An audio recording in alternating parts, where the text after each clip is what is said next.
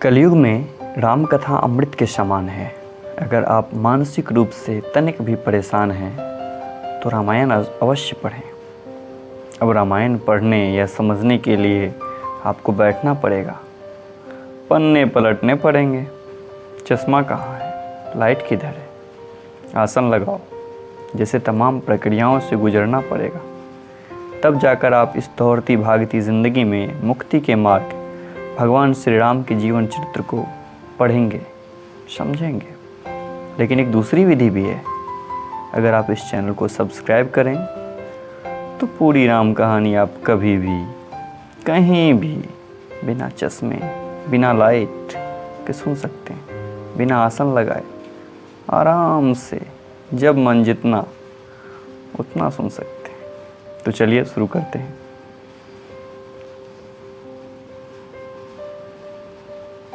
महादेव बाबा विश्वनाथ की जय, माँ पार्वती की जय, सीता रामचंद्र की जय, पवन सुत हनुमान जी की जय।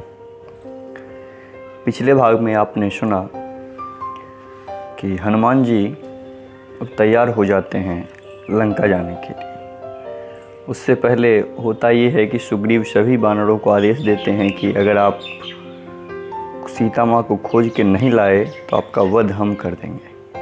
उसी प्रसंग में वानर वन वन भटकते हैं। कई सारे ऋषि मुनि राक्षस सभी लोग मिलते जाते हैं, लेकिन सीता माता नहीं मिलती है।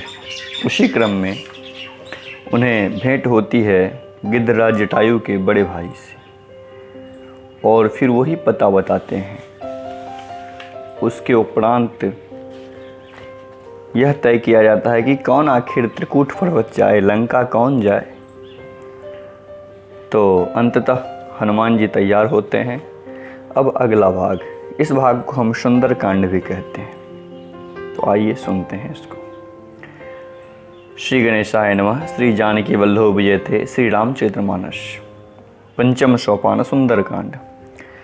शांत सनातन अप्रमेय निष्पाप मोक्ष रूपी परम शांति देने वाले ब्रह्मा, शंभु और शेष जी से निरंतर सेवित, वेदांत के द्वारा जानने योग्य, सर्वव्यापक, देवताओं में सबसे बड़े, माया से मनुष्य में दिखने वाले, समस्त पापों को हरने वाले, करुणा की खान, रघुकुल में श्रेष्ठ तथा राजाओं के शिरोमणि राम कहलाने वाले जगदीश्वर की मैं वंदना करता हूँ।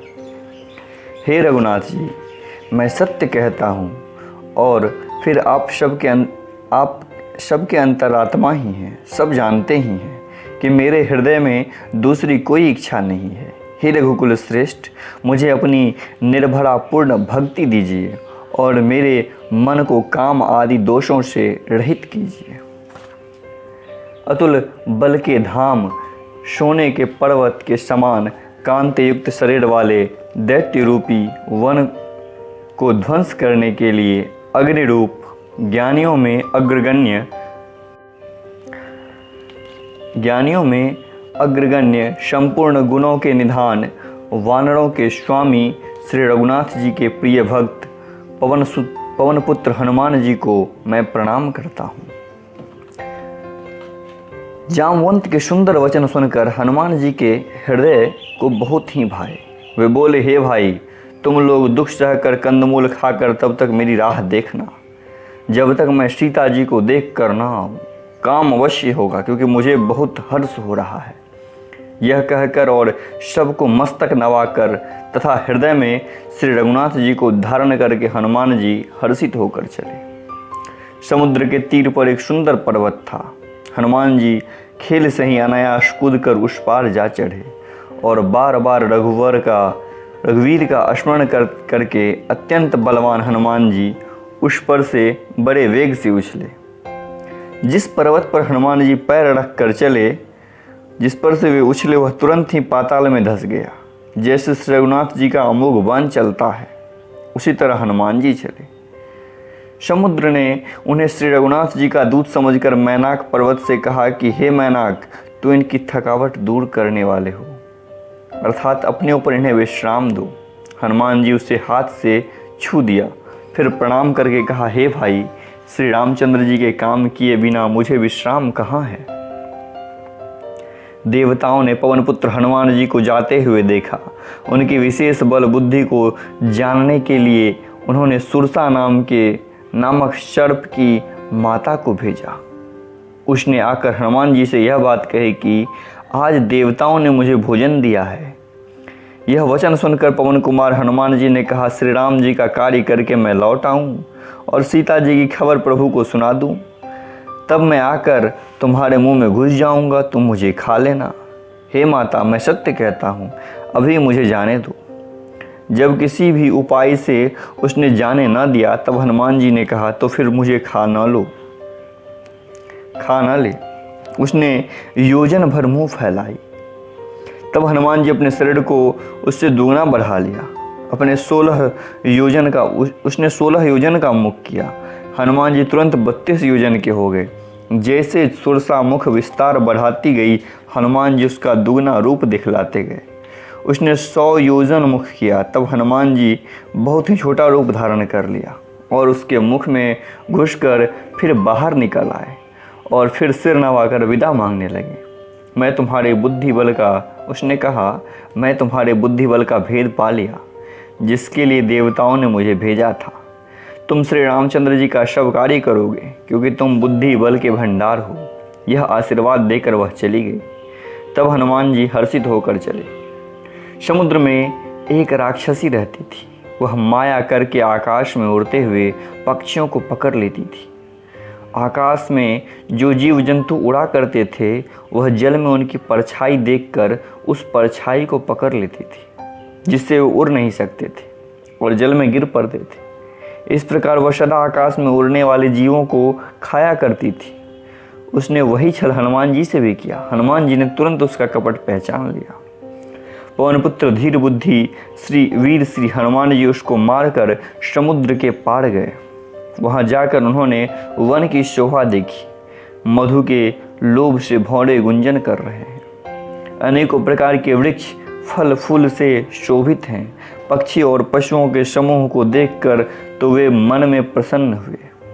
सामने एक विशाल पर्वत को देखकर हनुमान जी भय त्याग कर उस पर दौड़ कर जा चढ़े। शिव जी कहते हैं कि हे उमा, इसमें वानर हनुमान जी की कुछ बड़ाई नहीं है।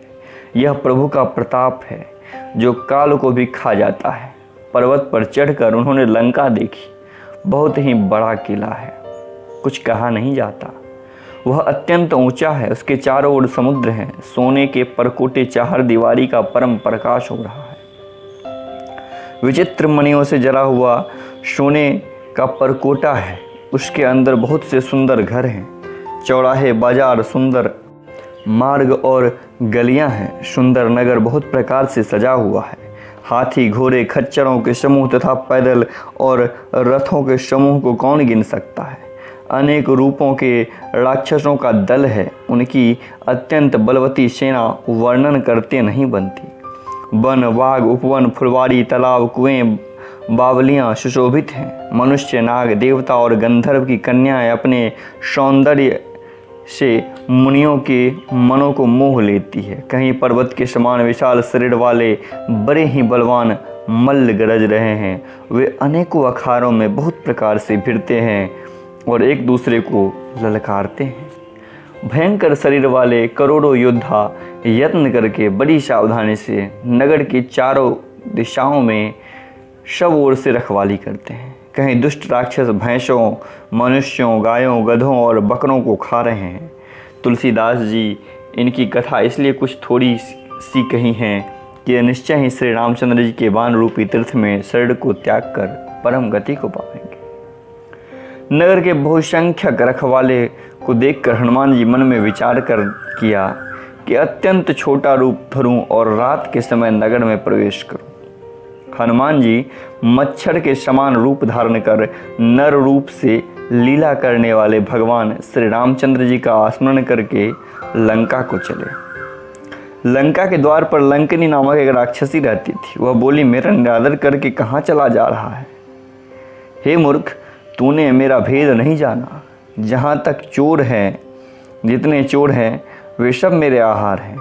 महाकपि हनुमान जी ने उसे एक घूसा मारा, जिससे वह खून की उल्टी करती हुई पृथ्वी पर लुढ़क गई। वह लंकिनी फिर अपने आप को संभाल कर उठी और डर के मारे हाथ जोड़कर विनती करने लगी। बोली कि रावण को जब ब्रह्मा जी ने वर दिया था तब चलते समय उन्होंने मुझको राक्षसों के विनाश की यह पहचान बता दी थी कि जब तू बंदर के मारने से व्याकुल हो जाए तब तू राक्षसों का संहार हुआ जान लेना। हे तात, मेरे बड़े पुण्य हैं जो मैं श्री रामचंद्र जी के दूत को नेत्र से देख पाई। हे तात, स्वर्ग और मोक्ष के सब सुखों को तराजू के एक पलड़े में रखा जाए तो भी वे सब मिलकर उस सुख के बराबर नहीं हो सकते जो क्षण मात्र के सत्संग से होते हैं। अयोध्यापुरी के राजा श्री रघुनाथ जी को हृदय में रखे हुए नगर में प्रवेश करके सब काम कीजिए। उसके लिए विष अमृत हो जाता है, शत्रु मित्रता करने लगते हैं, समुद्र गाय के खुर के बराबर हो जाता है, अग्नि में शीतलता आ जाती है। और हे गुरु जी, सुमेरु पर्वत उसके लिए रज के समान हो जाता है। जिसे श्री रामचंद्र जी ने एक बार कृपा करके देख लिया तब हनुमान जी बहुत ही छोटा रूप धारण किया और भगवान का स्मरण करके नगर में प्रवेश किया। उन्होंने एक एक महल की खोज की जहाँ तहाँ असंख्य योद्धा थे। फिर वे रावण के महल में गए। वह अत्यंत विचित्र था जिसका वर्णन नहीं किया जा सकता। हनुमान जी ने उसको शयन करते देखा परंतु महल में जानकी जी नहीं दिखाई दी। फिर एक सुंदर महल दिखाई दिया। वहाँ भगवान का एक अलग मंदिर बना हुआ था। वह महल श्री राम जी के आयुध धनुष बांध के चिन्ह से अंकित था। उसकी शोभा वर्णन नहीं की जा सकती।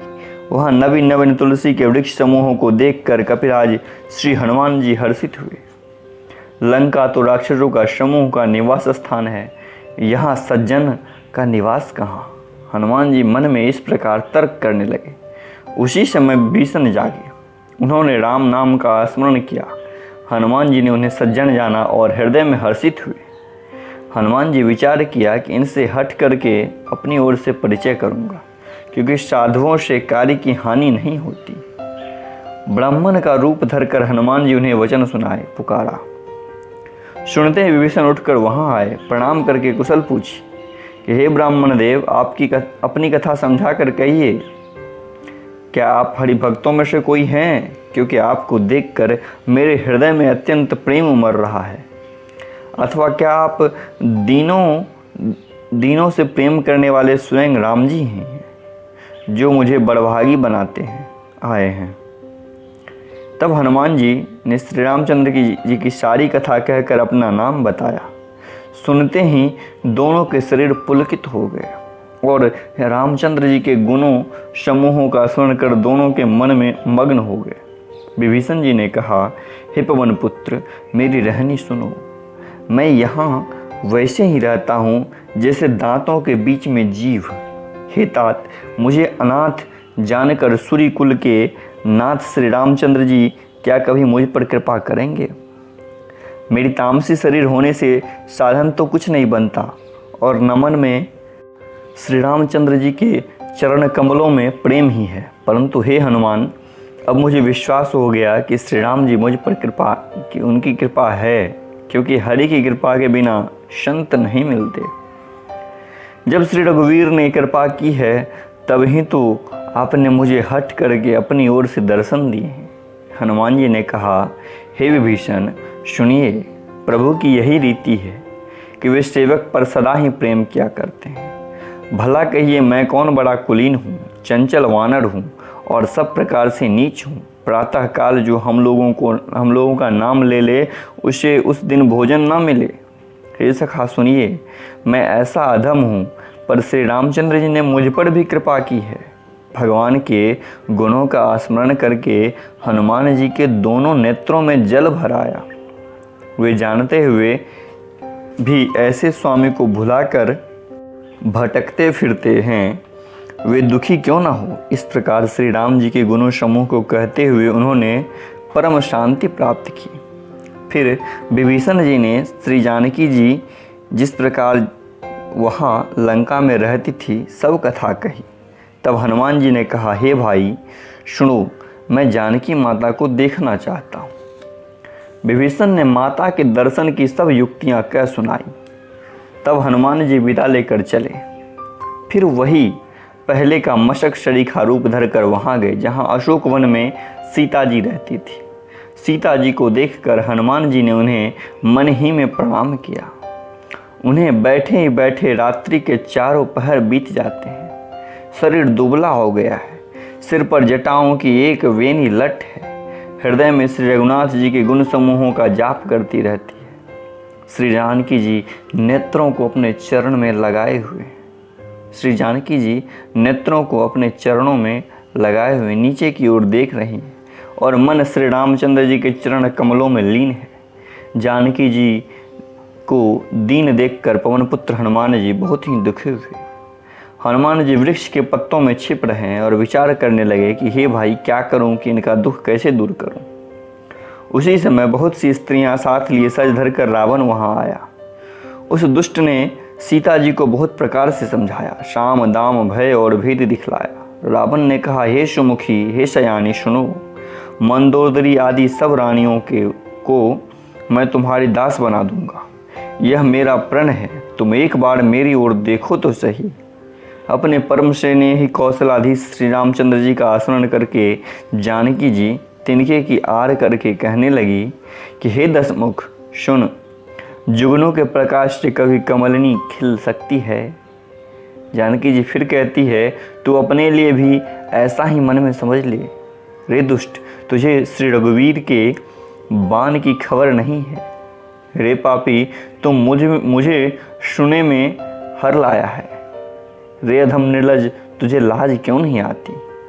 अपने को जुगनों के समान और श्री रामचंद्र जी को सूर्य के समान सुनकर और सीता जी के कठोर वचनों को सुनकर रावण तलवार निकालकर बड़े गुस्से में आकर बोला, सीता, तूने मेरा अपमान किया है, मैं तेरा सिर इस कठोर कृपाण से काट डालूंगा, नहीं तो जल्दी से मेरी बात मान ले। हे सुमुखी, नहीं तो जीवन से हाथ धोना पड़ेगा।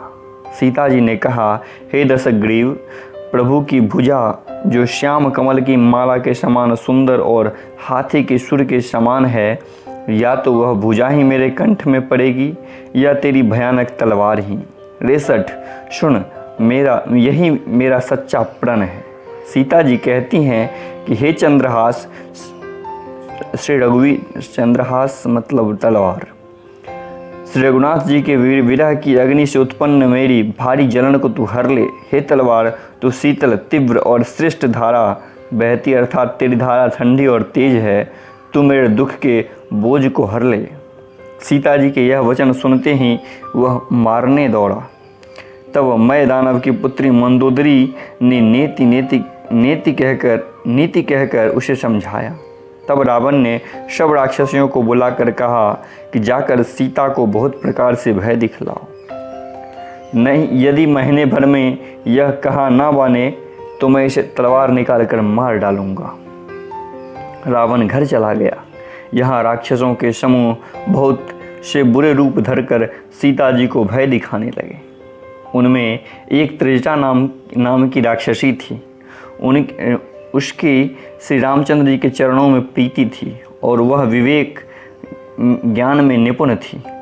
उसने सबको बुलाकर अपना स्वप्न सुनाया और कहा, सीता जी की सेवा करके अपना कल्याण कर लूँ।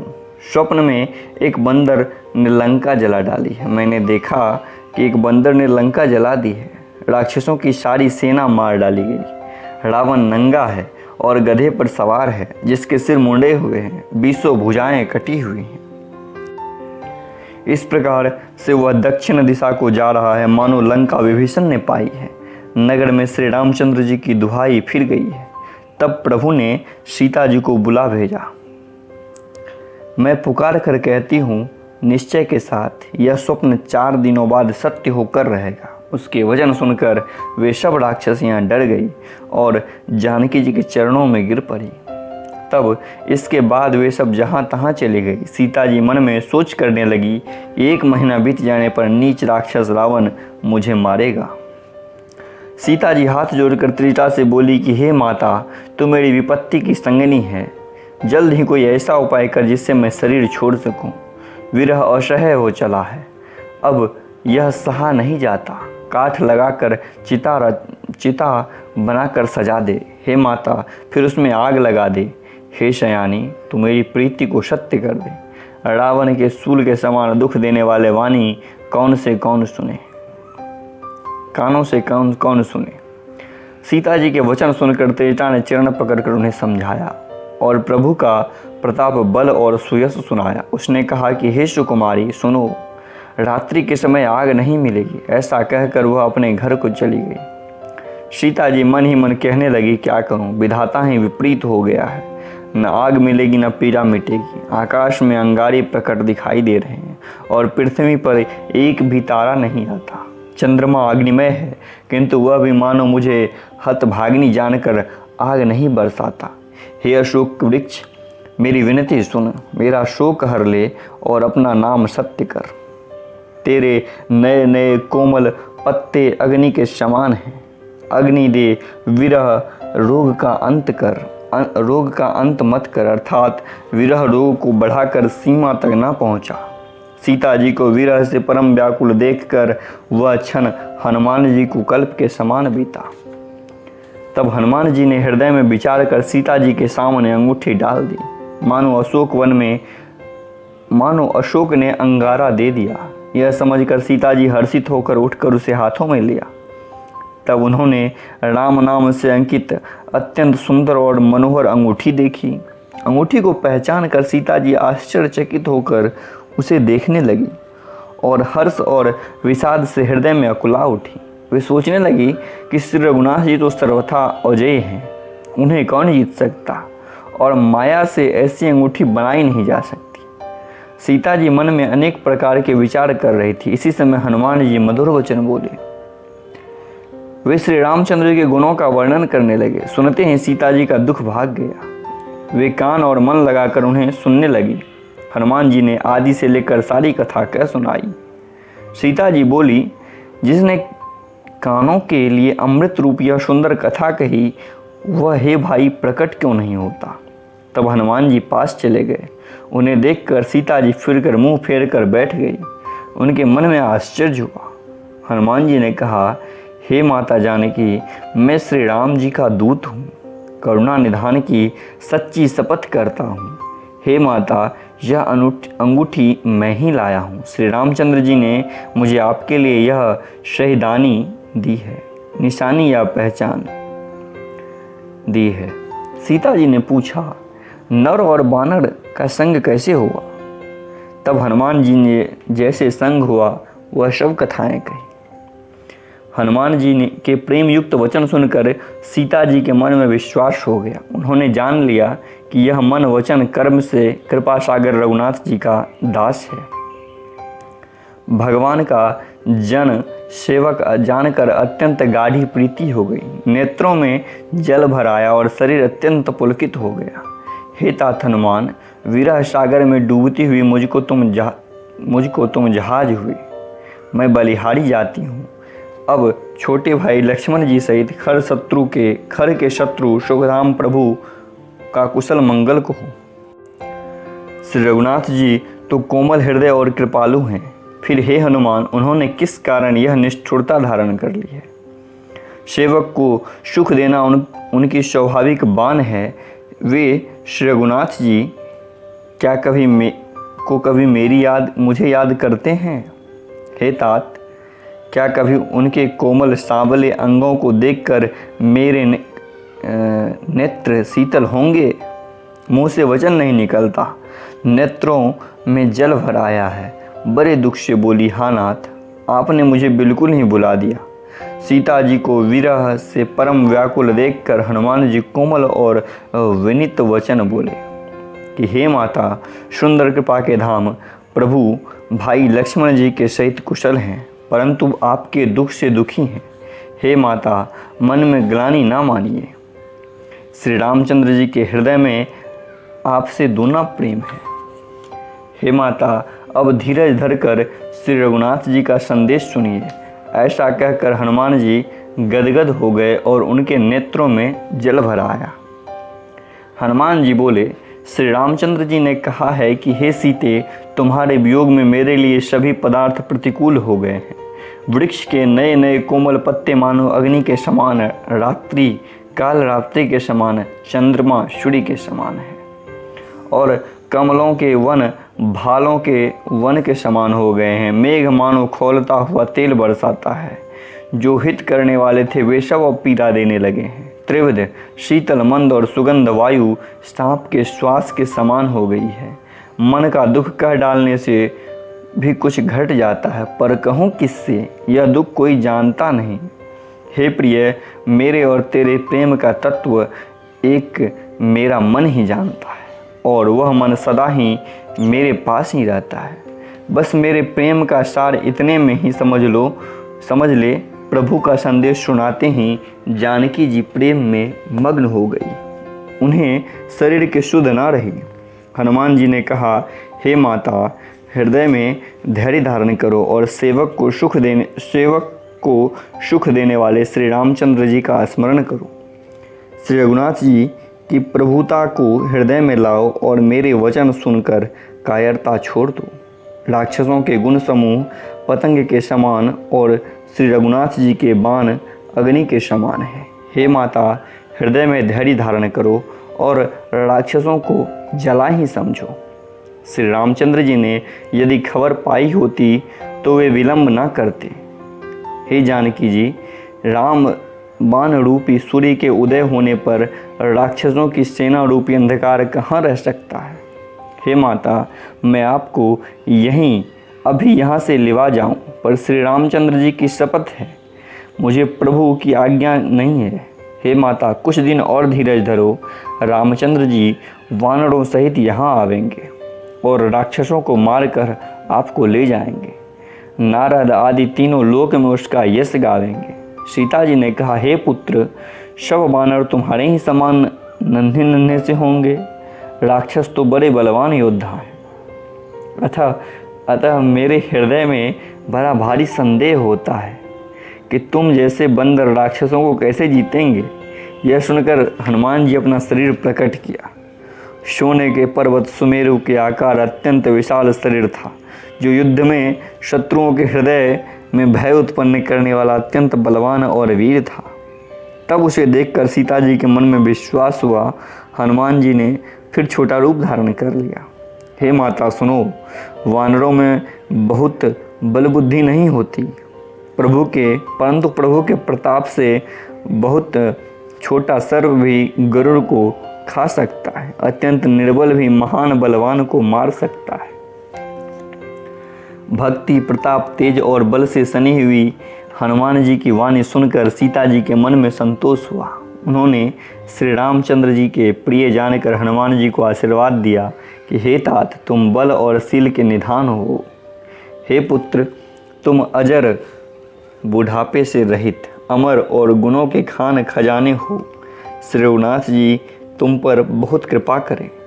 प्रभु कृपा करें, ऐसा कानों से सुनते ही हनुमान जी पूर्ण प्रेम में मग्न हो गए। हनुमान जी ने बार बार सीता जी के चरणों में सिर नवाया और फिर हाथ जोड़कर कहा, हे माता, अब मैं कृतार्थ हो गया। आपका आशीर्वाद अमोघ अचूक है, यह बात प्रसिद्ध है। हे माता, सुनो, सुंदर फल वाले वृक्षों को देखकर मुझे बड़ी ही भूख लगाई है। सीता जी ने कहा, हे बेटा सुनो, भारी भारी योद्धा राक्षस इस वन की रखवाली करते हैं। हनुमान जी ने कहा, हे माता, यदि आप मन में सुख माने तो मुझे उनका भय तो बिल्कुल नहीं है। हनुमान जी को बुद्धि और बल में निपुण देखकर जानकी जी ने कहा, जाओ हे तात, रघुनाथ जी के चरणों को हृदय में धारण कर मीठे फल खाओ। वे सीता जी को सिर नवाकर चले और बाग में घुस गए। फल खाए और वृक्षों को तोड़ने लगे। वहाँ बहुत से योद्धा रखवाले थे। उनमें से कुछ को मार डाला। कुछ ने जाकर रावण की पुकार की और कहा, हे नाथ, एक बड़ा भयंकर बंदर आ गया है। उसने अशोक वाटिका उजाड़ डाली है, फल खाए हैं और वृक्षों को उखाड़ डाला है और रखवालों को मसल मसल कर जमीन पर डाल दिया है। यह सुनकर रावण ने बहुत से योद्धा भेजे। उन्हें देखकर हनुमान जी ने गर्जना की। हनुमान जी ने तब राक्षसों को मार डाला। जो कुछ अधमरे थे चिल्लाते हुए गए। फिर रावण ने अक्षय कुमार को भेजा। यह असंख्य श्रेष्ठ योद्धाओं के साथ चला। उसे आते देखकर हनुमान जी एक वृक्ष हाथ में लेकर ललकारा, उसे मारकर महाध्वनि की गर्जना की। उन्होंने सेना में कुछ को मार डाला, कुछ को मसल डाला और कुछ को पकड़ पकड़ कर धूलि में मिला दिया। कुछ ने फिर जाकर पुकार कि हे प्रभु, बंदर बहुत बलवान है। पुत्र का वध सुनकर रावण क्रोधित हो उठा। उसने बलवान मेघनाथ को भेजा कि हे पुत्र, मारना नहीं, उसे बांध लाना। उस बंदर को देखा जाए कि कहाँ का है। इंद्र को जीतने वाले अतुलनीय योद्धा मेघनाथ भाई को मारा जाना सुन उसे क्रोध हो आया। हनुमान जी ने देखा अब की भयानक योद्धा आया है, तब वे कटकटाकर गरजे और दौड़े। उन्होंने एक बहुत बड़ा वृक्ष उखाड़ लिया और लंकेश्वर रावण के पुत्र मेघनाथ आदि का रथ को बिना रथ का कर दिया। रथ को तोड़कर उसे नीचे पटक दिया। उसके साथ जो बड़े बड़े योद्धा थे उनको पकड़ पकड़ कर हनुमान जी अपने शरीर से मसलने लगे। उन सब को मारकर फिर मेघनाथ से लड़ने लगे। लड़ते हुए ऐसे मालूम होता है मानो दो गजराज श्रेष्ठ हाथी भिड़ गए हो। हनुमान जी उसे एक घूसा मारकर वृक्ष पर जा चढ़े। उसको क्षण भर के लिए मूर्छा आ गई। फिर उठकर उसने बहुत सी माया रची, परंतु पवन के पुत्र उससे जीते नहीं जाते। अंत में उसने ब्रह्मास्त्र का साधन प्रयोग किया। तब हनुमान जी ने मन में विचार किया कि यदि ब्रह्मास्त्र को नहीं मानता हूँ तो उसकी अपार महिमा मिट जाएगी।